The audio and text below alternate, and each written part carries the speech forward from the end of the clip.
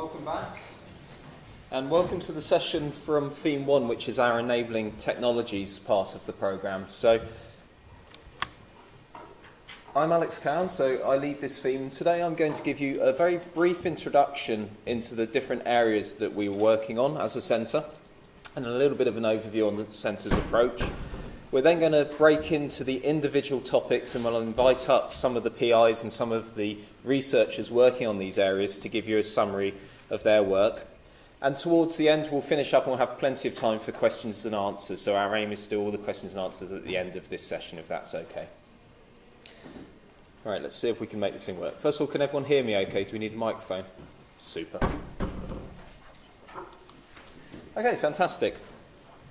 So, Chris gave a wonderful introduction to the circular chemistry and to the circular economy and to the concepts behind this. And what I really took away from that lecture was that there's a whole range of different resource feedstocks we need to be looking at, a whole range of different elements. And it was really nice to see the work on the phosphorus and on the nitrogen, because our centre is focused very heavily on the carbon recycling and the carbon pathways, which is, of course, very important as well, but we mustn't lose sight of all the other elements that we need to be considering as well. So we're focused on carbon cycles and trying to do carbon recycling routes, and what we're going to focus on today is really the chemical recycling of the carbon. So in our centre we have three different themes, and today you're going to hear about these enabling technologies, and later days about the processes and the policy side. And in the enabling technologies part of the programme, we have different approaches to taking different carbon resources and different carbon end-of-life products and bringing these back round and to either chemically recycle or to make different production pathways. We're going to hear from myself and from Eileen here at Loughborough University about the work we're doing on electrochemical carbon dioxide conversion, because of course this is a really important process where we can take waste CO2 from a whole range of different sectors and to bring it back in.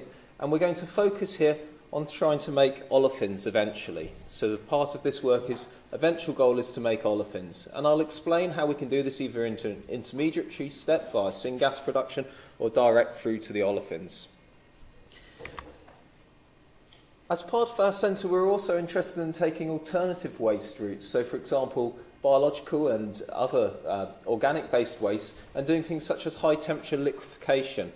And from Jonathan Wagner's team, we're going to have Swathi giving us a presentation on the work that they've been doing, looking at different feedstocks and what we can take out of these.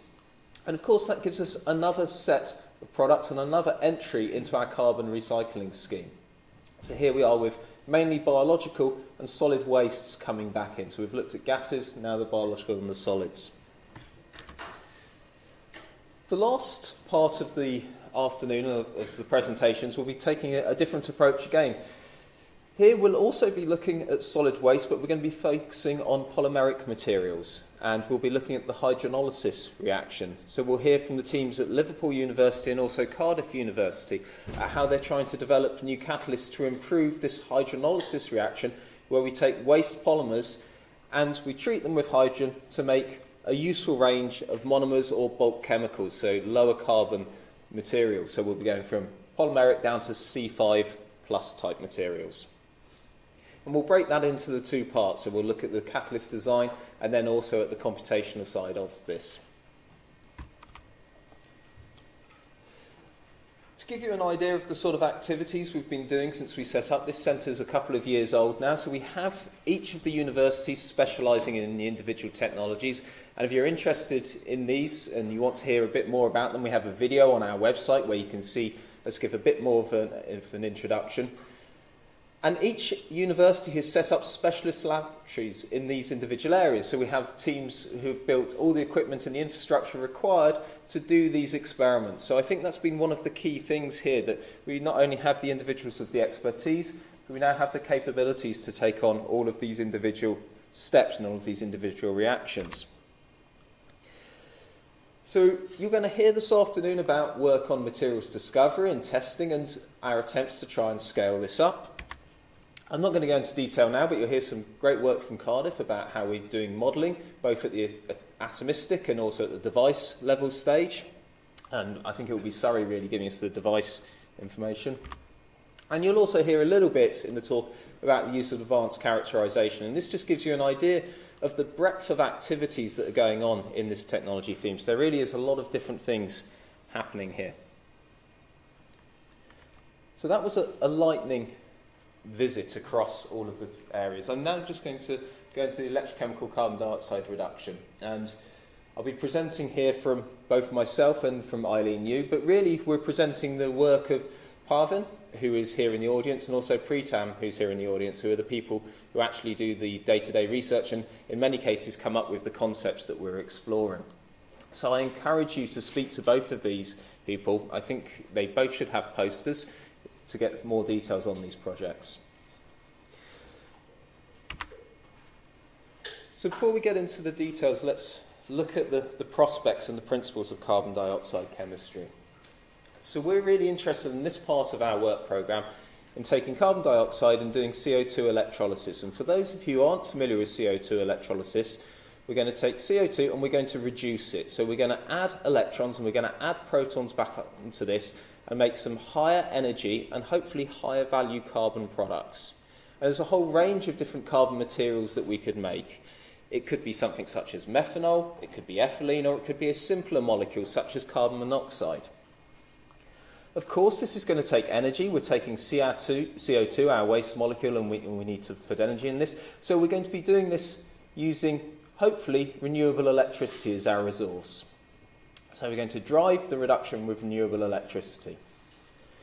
Any reduction reaction needs to be coupled with an oxidation reaction. So a reduction, we're going to add electrons onto our carbon dioxide. An oxidation, we've got to have something where we take the electrons away from it. And in this case, we're going to be looking at water oxidation. So water will provide the electrons from our reaction.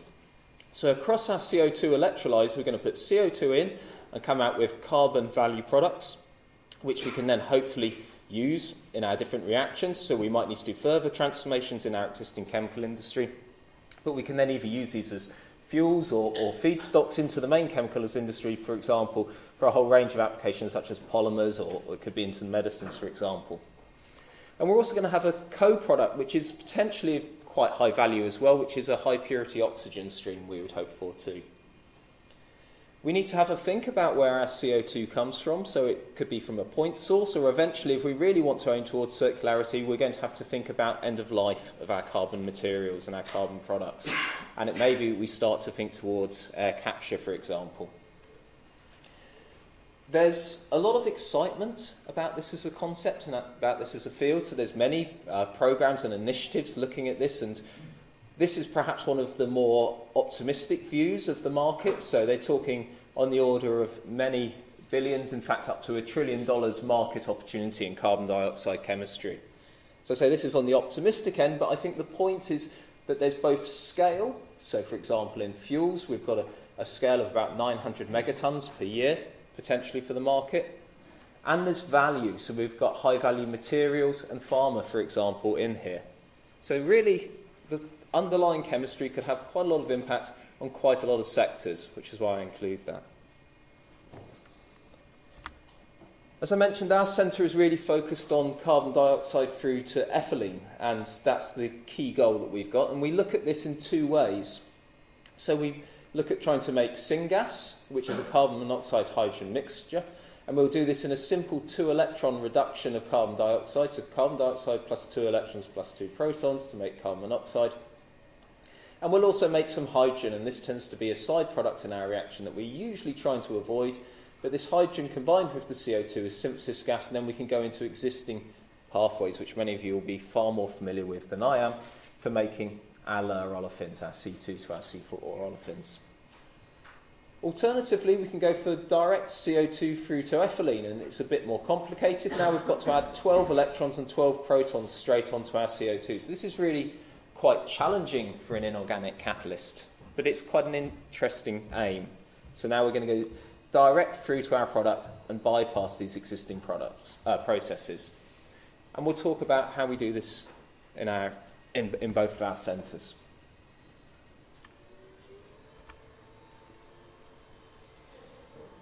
So the carbon dioxide chemistry is something that we need to do in water, or at least in the presence of water. So there's a long history of carbon dioxide electrochemistry. There's been a lot of Sorry, not used to this controller yet.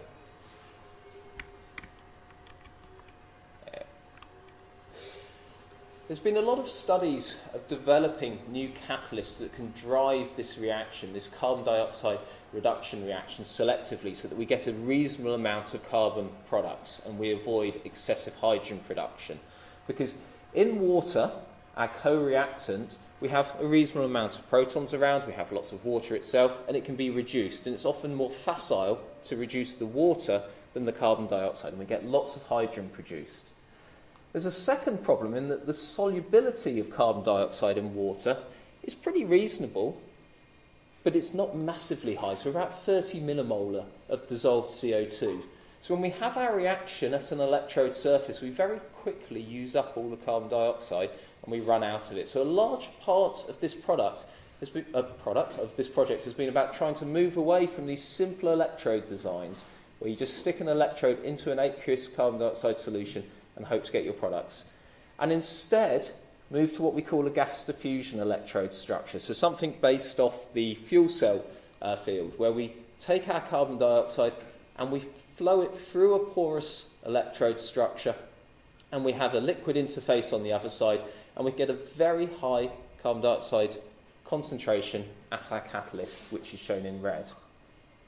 The advantages of this is that we get away from some of the mass transport limitations of the liquid cell, and we can potentially run at much higher current densities. The disadvantage is that we now have a complex potential three-phase interface where we're going to be doing our chemistry, which makes it much harder to study and to develop. And here we'll talk a little bit about liquid-fed cells, where we have our CO2 reduction on one side, and then a liquid electrolyte, then a membrane, and then another liquid electrolyte, then our anode that's making oxygen from water. And we'll talk a little bit about what we call zero-gap cells, which are of interest, where we get rid of this liquid electrolyte, at least on the cathode side, on the CO2 reduction side, and instead we directly contact our catalyst to a polymer electrolyte, a polymer membrane. So these sort of devices have been the focus of the last 2 years of our research, in trying to get these sorts of devices up and running so that we can get high selectivities to our carbon products and at high current densities. This is an example of some of the sorts of work that's being done here at the University of Loughborough. So this is from Eileen News team, so this is with Pretam. And here they've been looking at different sorts of different sorts of electrodes to try and get the current density much, much higher. So the current density will give us the rate of product formation. And they've been looking at moving away from conventional single metal electrodes and using multi-metal electrodes. So here we've got a copper tin electrode that they've developed, which they make through a galvanic deposition. So they start with a copper oxide electrode, and then they deposit the tin onto this structure.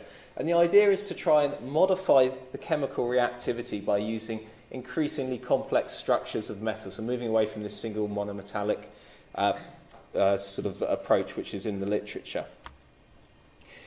It's a really interesting set of results that have come out from this. So if you just use a copper electrode, we know that copper makes a whole wide range of products, a really diverse range of products. So copper, as a CO2 reduction electrode, will make some carbon monoxide, some hydrogen.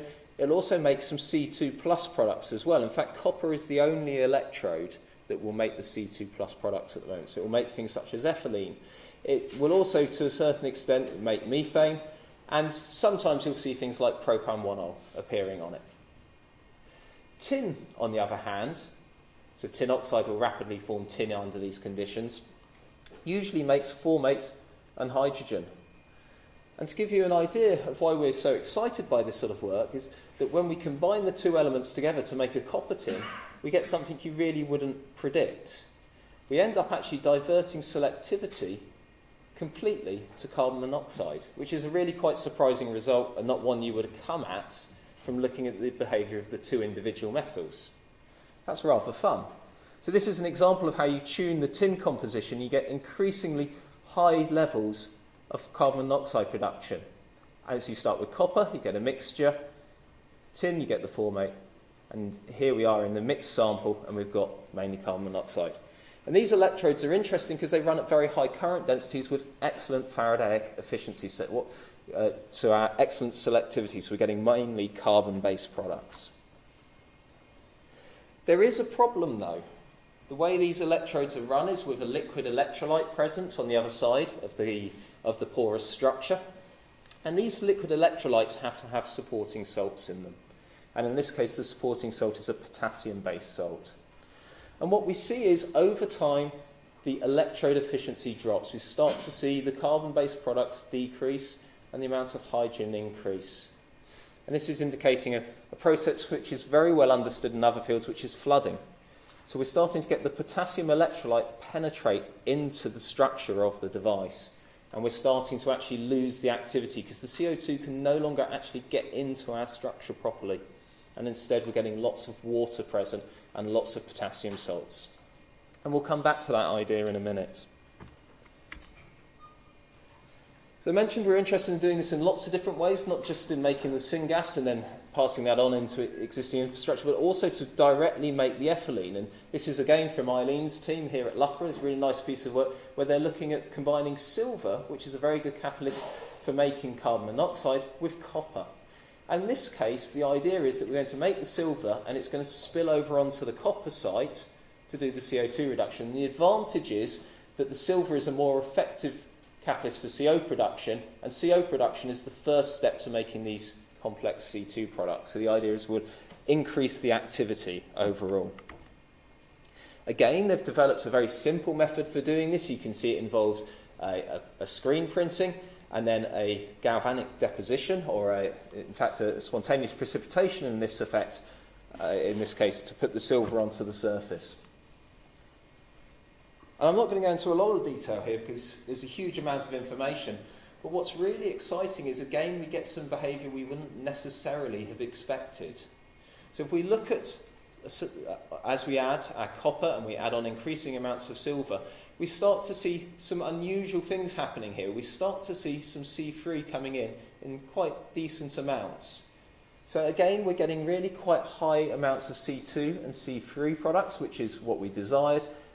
And we're doing this by adding our secondary catalyst on. So this is some really exciting work that's coming through from the centre. So as well as what you'll see trying to develop device structures, we're also trying to develop these new catalysts. This is the performance over time, and again we have a slight problem that the catalyst is working pretty well. We're getting really quite low levels of hydrogen, lots of carbon-based products, but eventually over time it's starting to lose activity. And Eileen's noted here that this is probably not actually the catalyst itself. You can do a lot of ex situ post-characterization. You can see the catalyst is still there, it's still intact, but it's actually, again, this flooding effect. And studying this flooding has been the other, well, flooding and also the problems with CO2 losses has been the other big area of research for our team. So at Liverpool, we've decided to try and address this issue as well as a secondary one, which is carbon dioxide crossover, and they're interrelated in reality. So one of the reasons that the system floods is that our liquid electrolyte penetrates through here because we start to build up potassium carbonate. We start to build up carbonate salts which are hygroscopic, and they help with the draw of the water through here.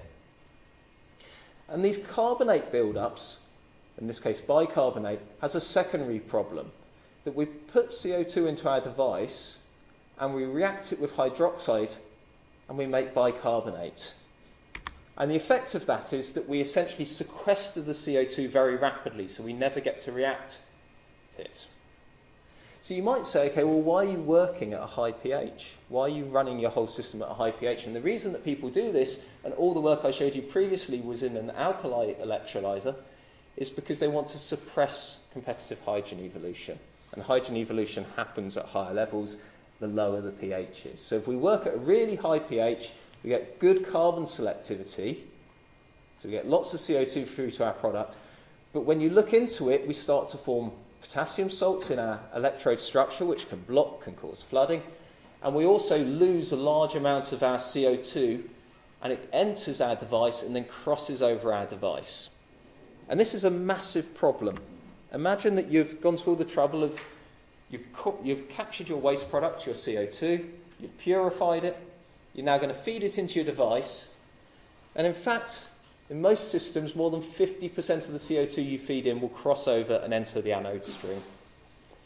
And it's estimated that that can be a significant portion. In this one study, they reckoned about 55% of the cost of the overall CO2 electrolysis system would be in this bicarbonate regeneration, so recovering this CO2. So that really is very problematic. So we've been very interested in trying to avoid both of these problems by working in acid. As I say, the reason people usually don't work in acid, so they would usually avoid this, is because there's usually a lot of hydrogen production in an acidic environment. I'm going to skip through this part, but just to say the way that we work in acid is a little bit different to most people. So the conventional way would be to take something like a PEM electrolyzer, where you take an acidic membrane and then you rely on there being a proton transport across to the device. We work slightly differently. We use something called a bipolar membrane. If anyone's interested in these, have a chat with Parvin or myself afterwards. All we need to know for this part is that it essentially makes an acidic environment by our catalyst. And this means that we can never get the carbonate build-up, because as soon as the CO2 comes in, it can either be reacted. If it did form carbonates or bicarbonates, it would rapidly react with any protons present and CO2 would be reliberated. And in this project, we've had a reasonable amount of success doing this. So we've been working on these new electrode structures and these new electrolyzer devices, and we've been putting some novel catalysts in. So we've been choosing catalysts from literature which we know operate very well under different pH regimes. So this is a little molecular nickel catalyst. And this is a very effective CO2 reduction catalyst.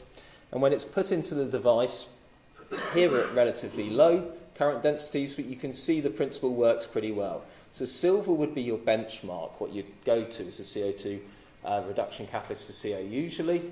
But when you put it in an acidic environment, you get nearly all hydrogen. So only about 10-20% of the charge goes to carbon, and the rest goes to hydrogen. You put our little molecular catalyst in, we can get up to 60% of the charge going to our carbon-based products. That's really rather nice. But the current densities are still pretty low, so we've been working on improving this. We've also been working on improving the stability. So that's a big problem always in these devices. Now, our device structure is a lot more stable, but our catalyst is less stable. So there's a bit of play-off.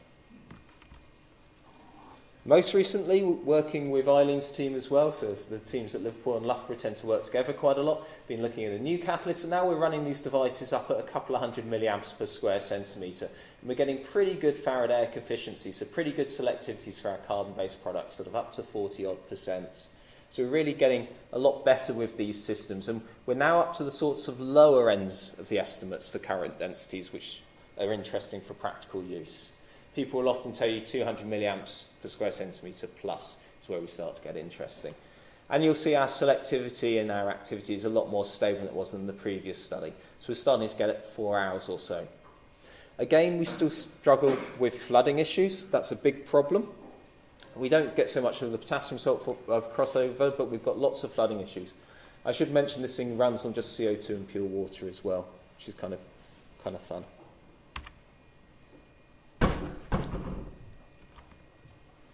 So where are we going as a centre? Well, we're trying to develop new catalysts to get the C2 production going, and that's a real focus for us. We're also trying to look at our device structure, and we're trying to improve this so that we can actually avoid this flooding problem. Our switch to these bipolar membrane, these acidic electrolyzers, causes us problems. Our cell voltages are pretty appalling. So these are the data taken from that last paper. Anyone who works in the electrolyzer business will know that these cell voltages are very, very high. And part of that is coming from our membranes that we're putting into these things. So we're very interested in improving our membranes, and we've got programs of work in that area. And part of the problem is we still need to improve the catalysts more. We've still got huge overpotential losses in these catalysts. So this is a really exciting area of work for carbon dioxide utilisation. We can do it reasonably well, but the cell voltages, so hence the device efficiencies, are still well off where we'd want them to be. Okay, so to summarise before I hand over to sort of the next part of our work programme, where are we with CO2 electrolysis? I guess the take-home message I'd like everyone to have is it is a potentially useful feedstock. It does offer a way to get circularity into the carbon process. So we will need to find good ways of utilising CO2. And electrochemical CO2 is one of them, far from being the only one, but one of the more interesting ones. Team at Loughborough developed some great new catalysts which are looking particularly promising.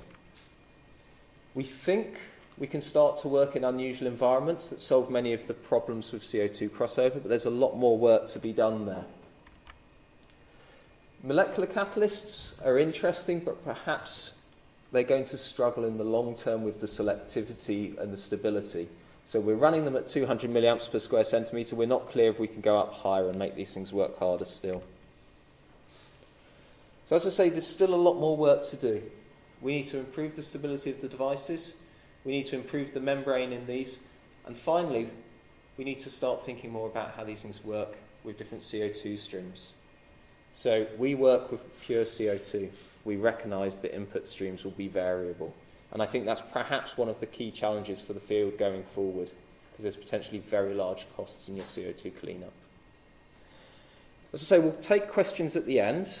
At this point, I'm going to hand over to Oliver, who's there, to give us a bit of an overview on what they've been doing down at the University of Surrey on related work on the modelling of devices. So, Oliver, over to you. Thank you. There you go. Cheers. And enjoy that controller. I got on very well with it. I might stick to the mouse again. So hi everyone, my name's Ollie and I'm a research fellow at the University of Surrey working with Jin and Lee.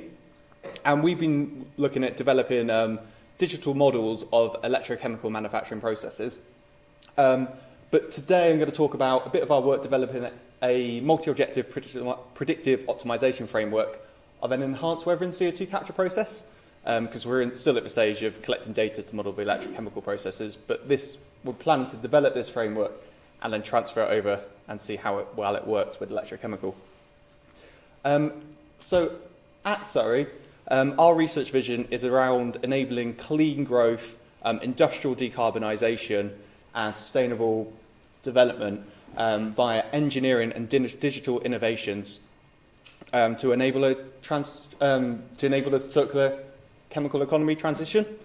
So the digitalisation of complex chemical and energy processes via emerging digital technologies such as smart sensing, data-centric AI, machine learning, offers a great opportunity to have a kind of key paradigm shift towards designing future chemical and energy processes in a new new ways to kind of optimise this whole system approach. So examples of this would be creating digital simulations of enabling circular economy technologies, such as electrochemical processes, to generate new knowledge about how these processes operate and how we can use this information for kind of wider process integration and whole system optimization. And if we're going to achieve this kind of vision of a AI-enabled circular chemical economy, we're going to need to develop new techniques on how we model and optimize these processes, or these circular economy enabling processes, as more data becomes available as we move forward. So in today's talk, we're going to present our recent work developing a dynamic model and optimization to enable predictive control of a CO2 capture technology in response to kind of system level variability. So the CO2 capture technology we've been investigating is enhanced weathering. And this uses alkaline materials to kind of accelerate the natural weathering process that takes atmospheric CO2 and converts it to bicarbonate to be stored on the ocean floor. And when you take these alkaline materials and put them inside a controllable chemical reactor, you can kind of exploit this natural process, but also enhance the CO2 capture rates at a reduced kind of power consumption of the reactor and water consumption as well. So modelling is a really great tool to kind of scale up this emerging technology, and because it doesn't rely on kind of time-consuming and costly large-scale experimental studies for it to kind of find information about how we can design these in a more sustainable way. And while there are multi-physics-based models of these technologies available, recently developed within our research group, these have a large computational time, that makes them kind of infeasible to be used in kind of a real-time system-level optimization framework. So why do we want why is it interesting to do kind of system-level optimization? Well, there's kind of a growing recognition of the importance to kind of develop a flexible operation strategy of these CO2 technologies in response to strong fluctuations in the CO2-rich flue gas from industrial emitters.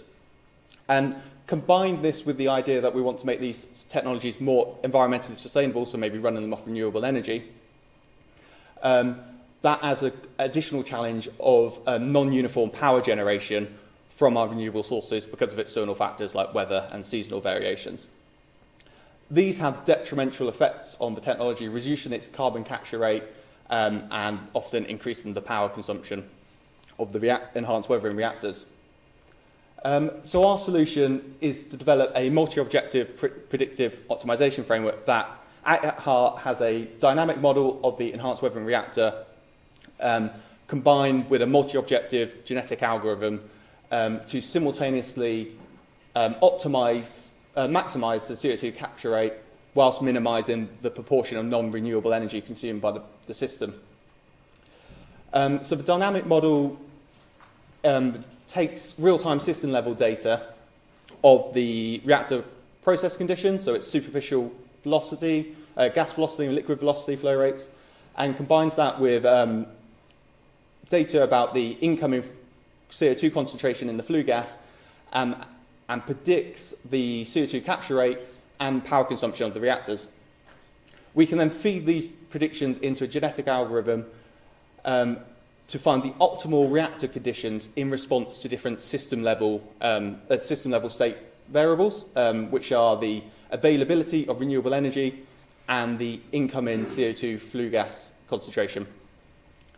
But going beyond adaptive optimization using real-time data to predictive optimization, we've looked at develop time series models to forecast the system-level variables and make predictions about what we think they'll be and integrate this knowledge into the optimization framework to make the kind of control strategies more efficient so they can preemptively optimize the reaction conditions based on insights generated about what we think the future state of the system will be.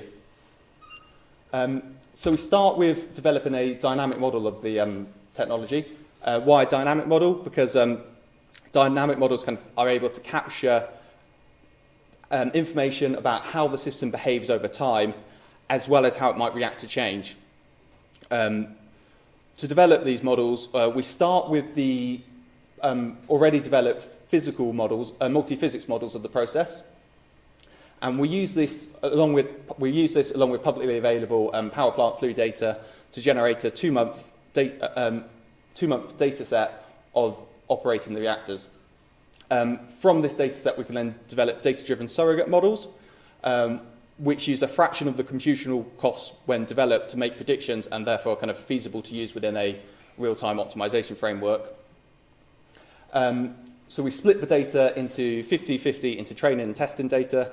Training data is used to train and optimize the convolutional neural networks, the machine learning algorithm, to predict the carbon capture rate of the technology and the power consumption of the reactors. And then testing data is withheld until the end to provide a kind of unbiased evaluation of how well these models will make predictions or how accurate these predictions will be on future unseen data. So our results show that while both the steady-state model and the dynamic models developed performed relatively well on the training data, but by capturing the knowledge about how the system reacts over time, the dynamic models proved to be more accurate when evaluated on the unseen testing data.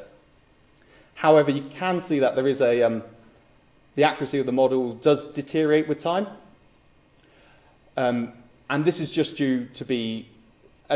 because the system, as it moves away from the data that was used to train the models. So this just indicates that these models will need retraining periodically to account for this system change.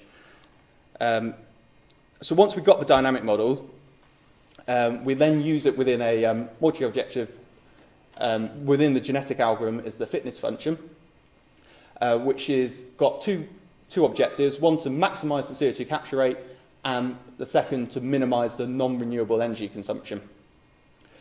We developed time series models, so these were long, short-term memory neural networks that, from the publicly available renewable energy data and flue gas CO2 concentration data, to make predictions about what will be the next day's flue gas entering the system, or what we think the renewable energy availability will be.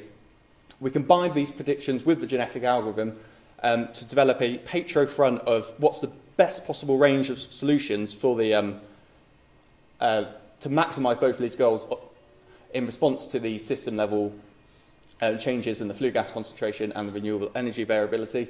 And we then used a multi-criteria decision algorithm to identify what out of these range of solutions was the best one if we were given equal weight of importance to both solutions.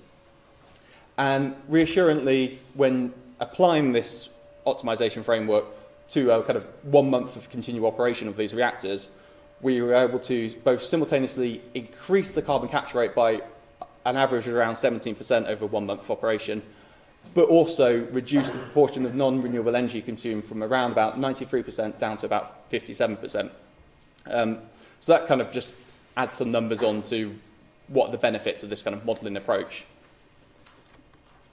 So that's quite a whistle-stop tour. So just to sum up, within our research group, we kind of believe emerging digital technologies will be one of the critical tools to help us transition towards a sustainable and resilient circular chemical economy.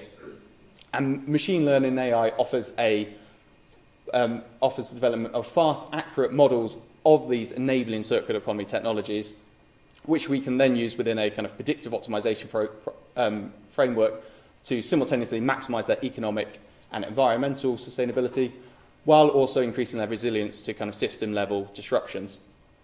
So going forward, now we've developed the kind of the base framework, predictive optimization framework on this enhanced weathering process, we're looking to apply this to data we're currently generating of a electrochemical CO2 reduction process, which has a greater level of complexity, to see how well the framework works, what capabilities need to be added on, and to improve it further.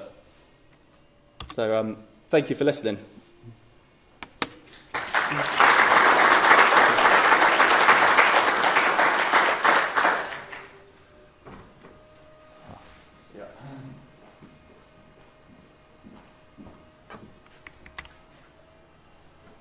Hi, good afternoon, everyone. I'm Swathi.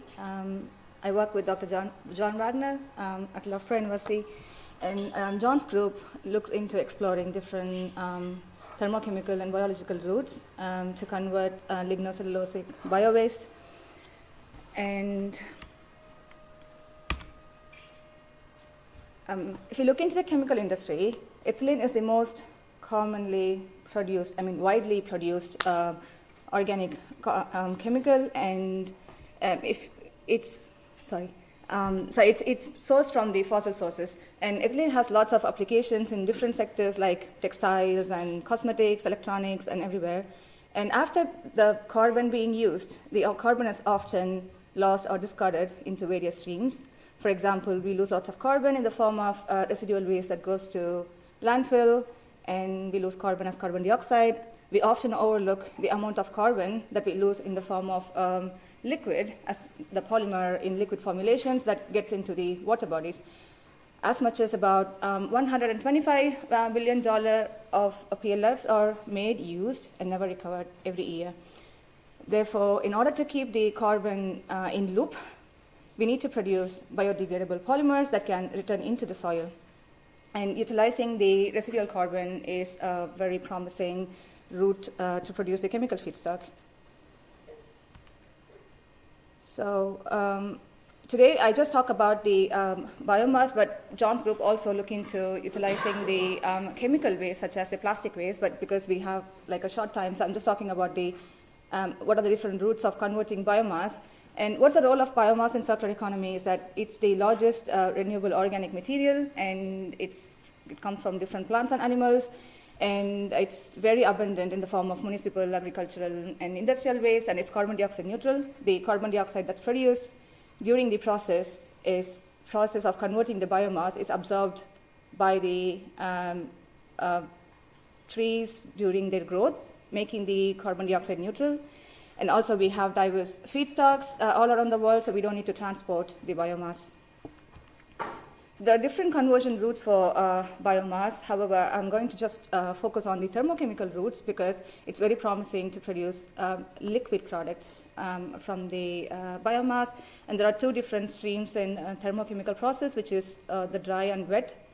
So the dry process is usually pyrolysis and gasification, which is more suitable for dry waste. However, the wet waste can be processed by hydrothermal liquefaction, carbonizations, and also gasification. So the main difference between the hydrothermal liquefaction and the pyrolysis is, as I said, pyrolysis is more suitable for dry biomass waste.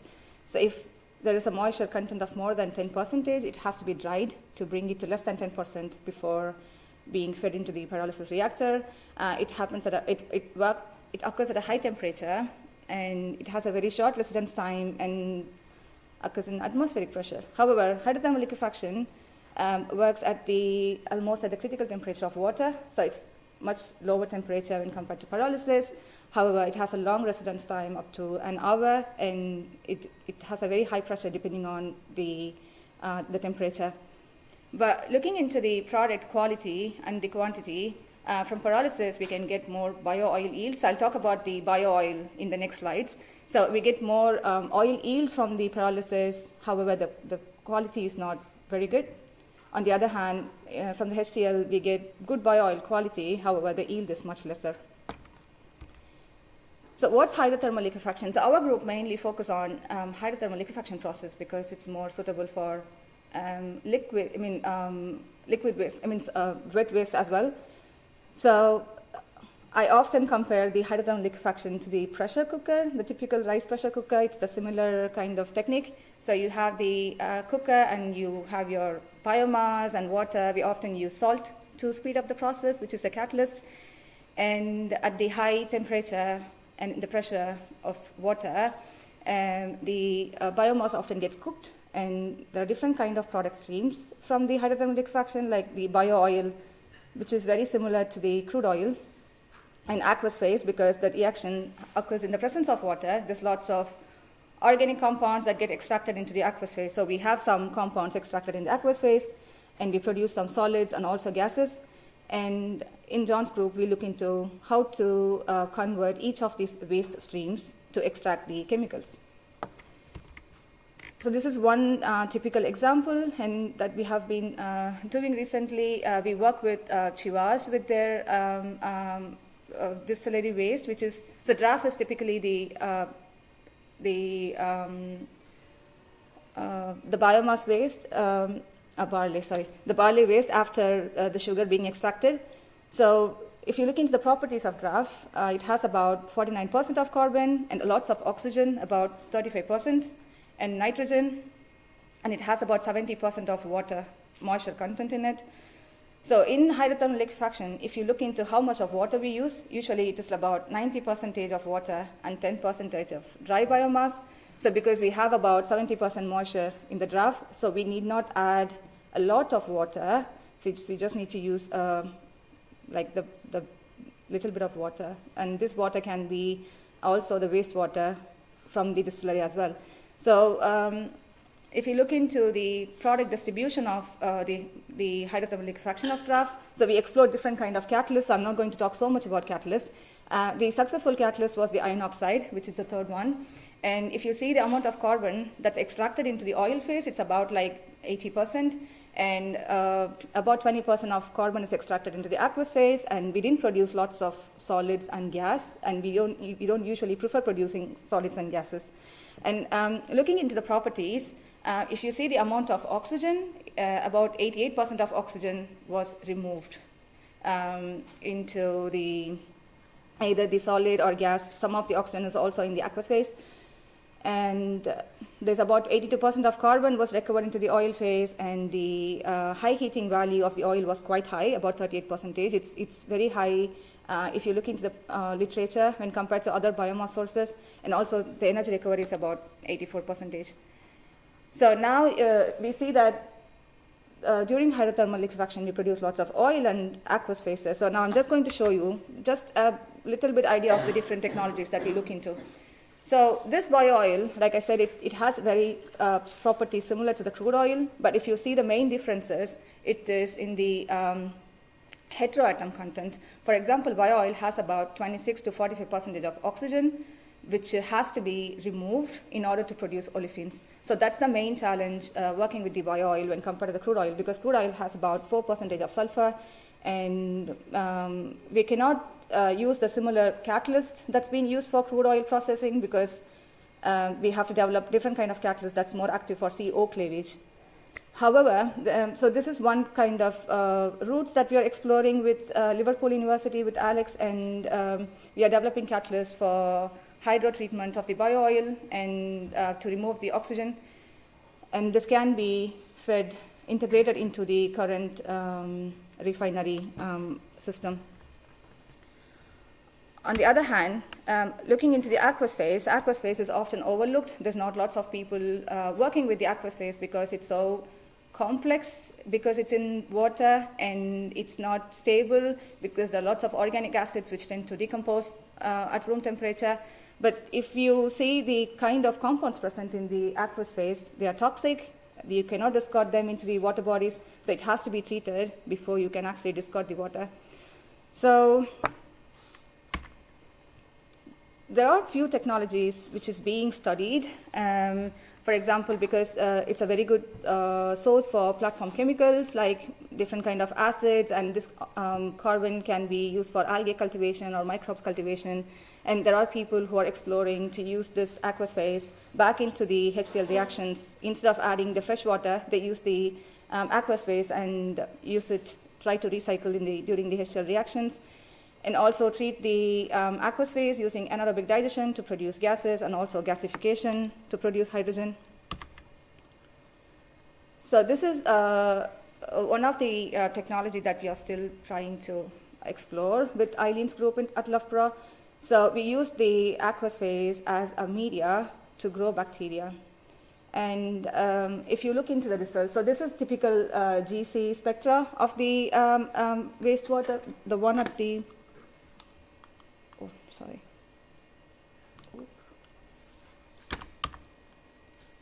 Okay, the one at the bottom in the black, the spectra at the in black, it's the spectra of the wastewater. And if you see the first one, the compound A, it's typically acetic acid.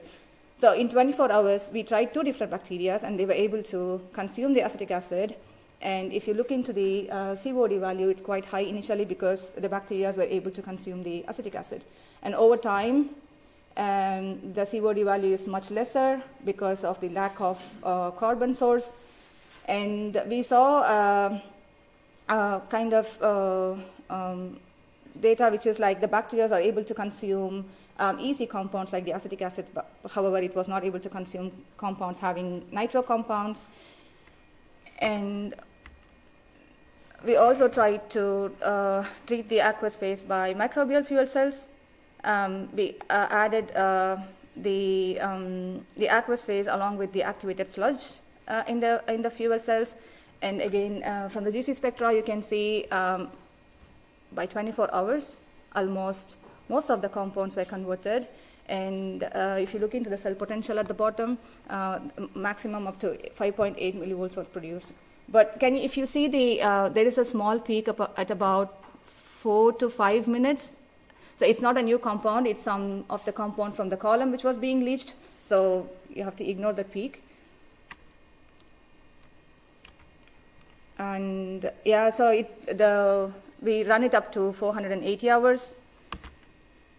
And the other routes that we still explore is to treat the aqueous phase by anaerobic digestion. So we added a small amount of aqueous phase along with the sewage sludge to produce the gases. And also we look into aqueous phase reforming of hydrothermal liquefaction wastewater to produce hydrogen. So these are just the different kind of technologies that we look into for converting the wastewater and to extract the carbon from the different streams. Yeah, thank you.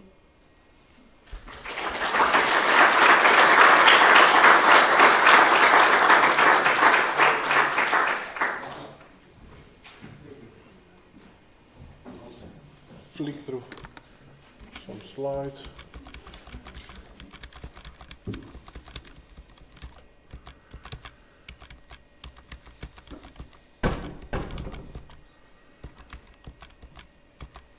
Okay. This is the laser pointer. So, good afternoon from me. I will present you the work about the catalytic transformation of polymer waste to liquid hydrocarbons. This research has been done in University of Liverpool and Professor Zinski. The most of the experiments that I'll show you today, they have been done by Ajay Tomer. Now Donald Ince is continuing this project, and I'm only doing the presentation. So, polymer products, mainly plastics, are quite useful in everyday life, and for this reason the production since 1950s is almost expanding exponential. It's expected to be about 1 trillion tons in 2050. The main problem with plastics, as you probably know, is their fate after the use, is the wastes, which are in most of the cases end up in landfills by 70%. A small amount of them also are incinerated to produce some energy and obviously contribute with CO2 emissions. And about 60% are recycled, and in that way they save energy and some starting materials. If we see the composition of the typical plastics, most useful is the polyethylene, low density and high density. That is the polypropylene, which is the main polymer that we use in our studies. There are also other kinds like polystyrene, PVC, etc. This is the molecular structure of polypropylene, which is, as you see, at the moment recycled about 1%. Our approach is to depolymerize this chain and produce a range of hydrocarbons which are useful either by themselves for many applications, or they can be used as starting materials for further industrial processes. And we are doing that by implementing the catalytic hydrogenolysis, in which some of the carbon-carbon bonds are breaking, with CO2 is inserting, and produce a range of molecules with different hydrocarbon chains. From all of these products, we are mainly interested in liquids, and in some cases, some low melting point solids can be also useful as lubricants. Now, how an heterogeneous catalyst is working, we use a support. In our case, we use Surrey oxide, where we disperse some metal nanoparticles, and this metal adsorbs and dissociate the hydrogen and react with adsorbed polymer to break the carbon-carbon bonds and produce the smaller hydrocarbons. So our overall aims is to deliver the formulations of catalysts that achieve this performance at a relatively low temperature, and to show that we can apply them even in polymer waste to convert them to chemicals. What's new we bring in this kind of research is the use of some kind of shaped oxides, shaped supports to enhance the activity. Here I give just a simple graphic representation of a simple cubic phase and cubic shape particle, how you can change by adding in the synthesis several other reactants that can lead the formation of different phases, or it can be end up to have a tetra at the end. On these phases, we can have exposed terminated oxides or metals, as we shown here with the magnesium oxide, or you can have different arrangements of the anions. And in this way, you can further enhance and control the redox properties of the catalyst, the acid-base character, and the defect chemistry. Some materials like that have been already studied for several catalytic reactions like photocatalysis, hydrogenation, etc. But in our case, we use them mainly as supports for depositing the ruthenium, which is the active phase. So we did the series synthesis by hydrothermal reaction of ammonium nitrate and sodium hydroxide, and by controlling the temperature, we defined the final product at 100 degrees, we derive these nice nanorods, and at 180 degrees, we produce these nanocubes. We select also a Syria oxide from Sigma Aldrich as a material for comparison. And we did the in-situ wetness impregnation to deposit ruthenium at different loadings from 0.5 to 5%. We performed the usual characterization for solids, and from the characterization I will show you a few things about the reducibility of these materials. This is the TPR, the temperature program reduction with hydrogen, and on the commercial Syria we see that the profile is only different at very low loading of ruthenium, and then it has one characteristic type of profile with a small peak and a larger one at 130 degrees. If we look across in the other two samples, we see that at 1% and at 2% of ruthenium, the profiles are a little bit different, and they have some peaks at lower temperature, which indicate that smaller particles of ruthenium can be formed, and these particles usually don't have also strong interaction with Syria. We further studied the dispersion of these ruthenium particles by applying CO pulse chemisorption, and in this case we consider that the one molecule of CO interacts with one atom of ruthenium in order to calculate a dispersion. And again, we see that from the commercial Syria, the dispersion is relatively low at the level of between 20 and 30%, no matter what is the exact reduction temperature that we applied.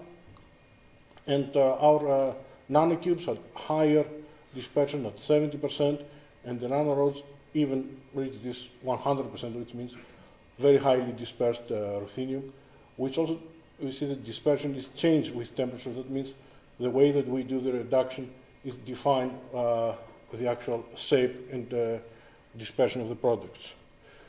Also, we did these CO2 measurements at different loadings of ruthenium, and we see that up to 2% we reach a very good dispersion, then go to 5%, it doesn't really change, and in the case of nanocubes, it reduces the dispersion. So we stayed there at 2%, and these are the catalysts that we used mainly for our tests.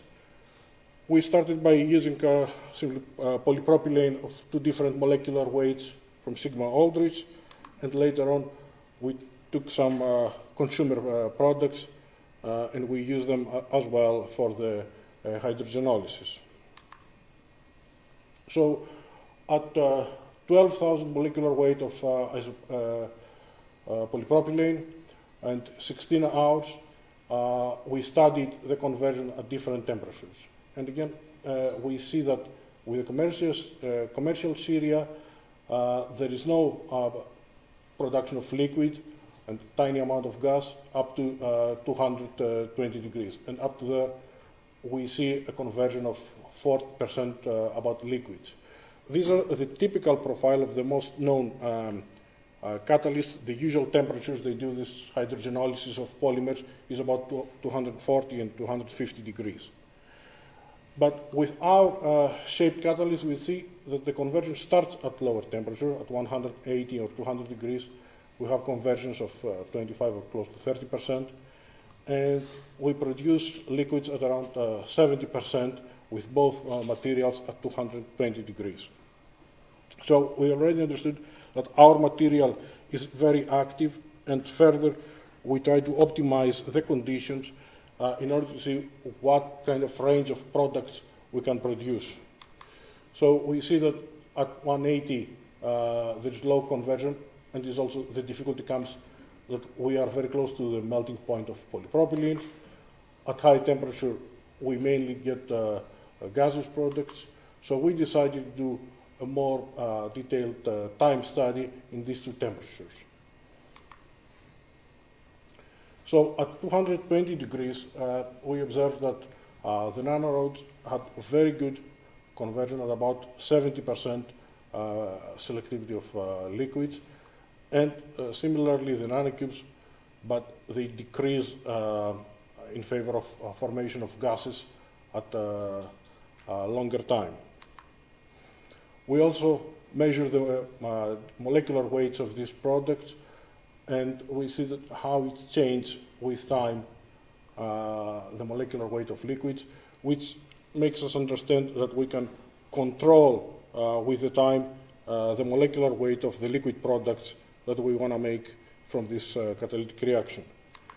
And just to compare the conversions and selectivities, we can see that using the commercial Syria, we produce about 4,000 molecular weight at 24 hours, where with our nanocubes we have kind of a similar product only in 8 hours. Then we did a study at 200 degrees, but for a longer time now we are working up to 2.5 days. And you see again that this is our most efficient catalyst, the nanorod, that has 70% yield. And in all of this time, you see from 1 day to 2.5 days, it doesn't increase a lot the formation of gases, which is not the product that we want. Instead of producing always the liquid, and again with various ranges of molecular weights with time. Another simple comparison between our own catalyst with a commercial product, you see that they have the same amount of molecular weight at the same time, 24 hours, but here the conversion is 20%, here is, the selectivity is 20%, and here the selectivity is 70%. The next test we did is about the recyclability of the catalyst. So we did our catalytic tests, we separated the catalyst, we calcined them, we reduced them again, and we did another test, and we see that our catalysts have the same activity in the second cycle. That means that they don't lose their performance with cycles. And after that, we went to the consumer products. We start from these simple centrifuge tubes that we have in our lab, and they have similar molecular weight with the polypropylene we studied. We cut them in small pieces of about 1 centimeter. We did the catalytic reaction, and we see that here is only the solid product is mainly our catalyst. You possibly can see that there is some liquid there with some very good yields. Instead, with commercial Syria, we see a lot of remaining or unreacted polymer after the filtration. Then we went to another product, the file sheet, which has large molecular weight polypropylene. We followed the same procedure, and again, the yields for our catalysts are 64 and 74%, and with very small molecular weights. And finally, we got a fragrance case, which has 130,000 molecular weight. Again, we break it into small pieces, we put it in the catalyst, and the conversion to liquids was very good. So, what we have seen is that we managed to achieve high dispersion of ruthenium using these shaped series supports. The yield of the liquid products is high at moderate temperatures for these conversions, and also that the conversion of post-consumer plastics to liquid hydrocarbons can happen with these catalysts. In the future, we will try to move on different composition of catalysts to use first-row transition metals, which will make it cheaper, like using nickel or possibly some alloys of metals and various supports. And also, we're planning to study another polymer, the polystyrene. Thank you.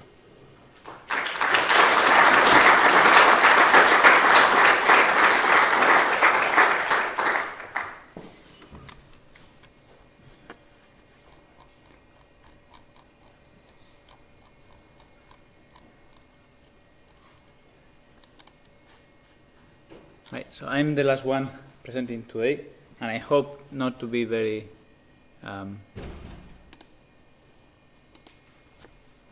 Okay, and to bring you very far from the break. So I'm going to carry on with the topic that Alex introducing about the hydrogenology of plastics, but using a different methodology. I'm going to use computational methods, atomistic simulations. So we are going to represent the plastics and the catalyst as volatile sticks, as you will see.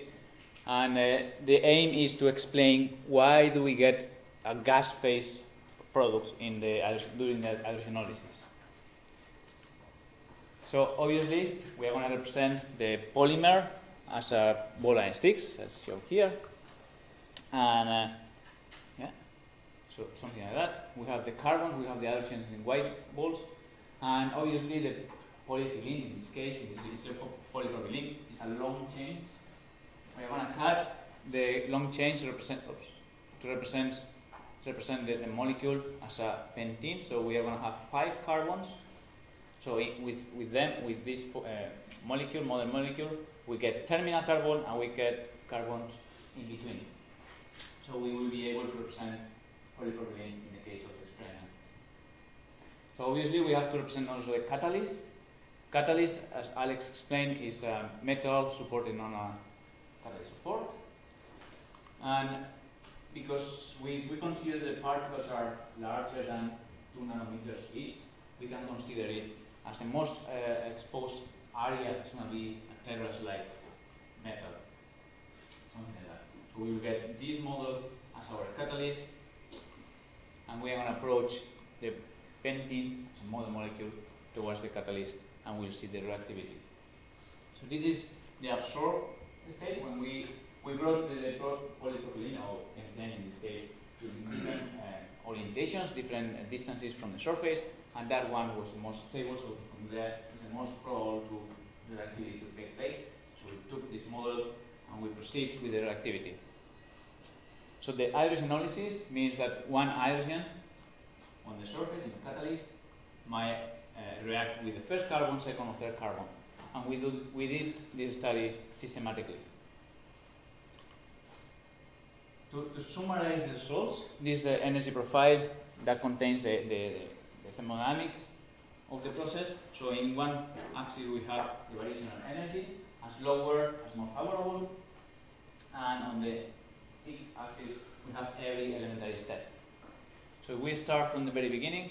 This is an isolated molecule and an isolated catalyst, and we bring them together. That's the slide, that's the image that I showed you before. Brings them together. So it's negative values, so that means it's favorable. So the molecule, the polypropylene of ethylene, is going to get closer to the catalyst. It's favorable to go lower. Then we study the hydrogenation of each case. In this way, we have the different cases. We have carbon 1 for the carbon 1 and 2 and 3 carbon. Hydrogenation of the carbon 2 and carbon 3. So the next step is we add an hydrogen on the catalyst. That means in the reactor we just put some hydrogens, a molecular hydrogen will dissociate on the metal spontaneously, and then we have atomic species on the metallic catalyst, like that. I'm gonna work here on the scheme only on carbon 1, just for the ease of representation. We did for all of them. So next step goes up from this previous step to the reaction. So that's the first hydrogenation. And this going up means it's less favorable thermodynamically, and here it is the 200-ish degrees that we have to heat the reactor for the hydrogenation. So you can see here the process generates methane, and here we have protein. And if you see the lower, so once we start increasing the energy from this state, heating up, the first hydrogenation will take place on carbon 1. And this is the reason why we cannot get rid of the gas phase on the reaction. Next step will be hydrogenating this remaining carbon there, and then we have a product that is methane and butane. You can see from this energy profile that the process is exothermic, so it's favorably, energetically, though we have one step that is quite high energy, and that means we have to heat it up to create the molecule. And also this step C1, so we have C1 and C2, the difference in energy is very small, and that means that it's going to be very difficult to control the temperature at the level to have selectivity. So if we are able to control the temperature in the reactor, we should be able to avoid having C2 and C3 products and only having methane. And in fact, Alex left the reaction for longer, and as long as you leave it, more methane you get. So yes, I'm going to summarize this part here. So we represented Terros-like catalyst, and with the primary product is methane, as I show you, because it's lower in energy, more favorable, and there could be a situation where we are able to tune the selectivity of the process.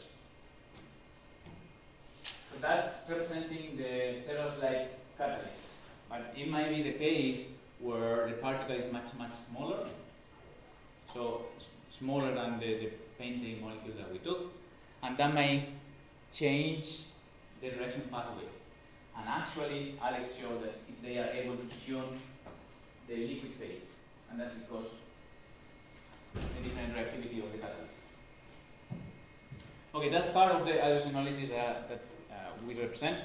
We look at an alternative. We are looking at an alternative to functionalize the polypropylene. So we have a long change of carbon-carbon interaction there, carbon-carbon bond. It's a pity that we spend some energy doing these carbon-carbon bonds and break them. So perhaps instead of breaking them, we could functionalize it. We can do a double bond. We can do an oxidation. We are doing partial oxidation of polypropylene to functionalize this carbon change and perhaps giving some other functionality. And what I'm going to show here is something that we are running out now, and it's the dehydrogenation.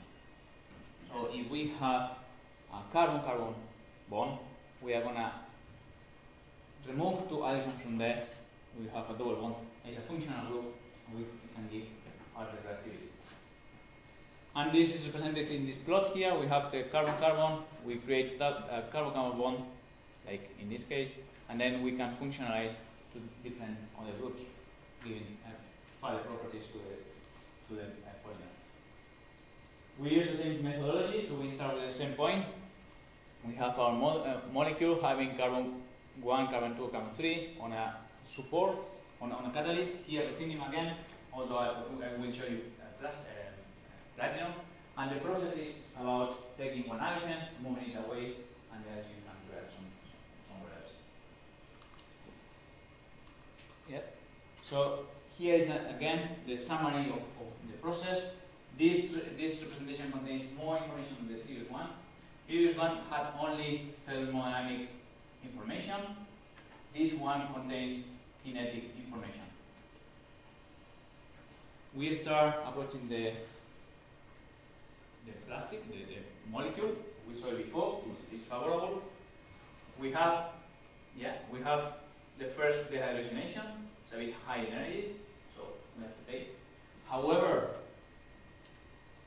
the kinetic barrier is above 0. That means it needs to be with pressure and a bit of temperature. And it needs pressure to go forward. Without pressure, it will not go forward. Then we have the second dehydrogenation, so this one here, second dehydrogenation of this carbon, different ions there, and that's thermodynamically favorable, respect A, but also respect B. So in principle, thermodynamics says, yeah, we can go to the dehydrogenation. The main problem is when we aim to the short this molecule that is quite high energy. In principle, the solution increases the entropy of the system and therefore is favorable, so we could go to that way. And in this case, we will have a double bond between the first and second carbon. This is for ruthenium, and each line corresponds to a combination of carbon 1, carbon 2, as in here, carbon 2, carbon 1 again. So first is the carbon 2, second is the carbon 1, or to 3 or 3, 2. Now in this one, it's similar information, but comparing ruthenium and platinum catalyst, you can see that both of them has a kinetic information. However, on the case of platinum, it's a different product. It's a carbon 2 and 3, and the kinetics are below zero. It means less pressure and less temperature than ruthenium. And with this, I'm gonna finish. So the process is endothermic because you have to distort the molecule. Yes, you're right. But it functionalizes an aliphatic chain. Doesn't matter how long it is. The selectivity depends on the catalyst. Although thermodynamically, the dehydrogenation of the carbon-carbon is middle carbon-carbon is easier than a terminal carbon. The hydrogen that remains on the catalyst could be removed from the system by a scavenger, hydrogen scavenger, for instance, a base, and therefore pushing the reaction forward and avoiding the backwards process that will be the electrolysis. And to summarize my part, well, yeah, we use simulations, atomic simulations to complementing the experiment. Explain why do we have a gas phase in the electrolysis, and we brought rationale to the process through the mechanistic understanding and clarity. And yeah, we can use it to explore further processes of fire catalysts in an easy, fast way. And thank you very much. Well, just to mention that most of all of the work was by Rana, Mohammed, and some of the students. And thank you for group team, obviously, and all the funding of the computing power. Thank you.